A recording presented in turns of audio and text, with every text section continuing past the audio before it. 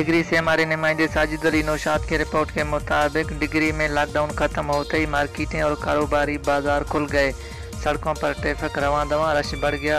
तफसीलात के मुताबिक हुकूमती संद की जानिब से लॉकडाउन ख़त्म करने के ऐलान के बाद शहर भर में मार्केटें और कारोबारी बाजार खुल गए।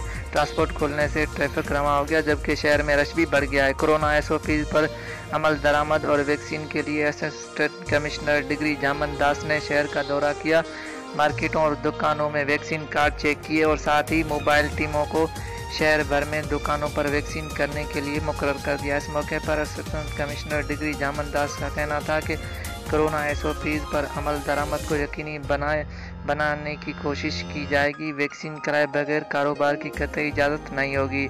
शहरी तावन करें ताकि खतरनाक वबा से जान छुड़ाई जा सके। रिपोर्ट ब्यूरो चीफ जीत HD न्यूज़ साजिद अली नौशाद।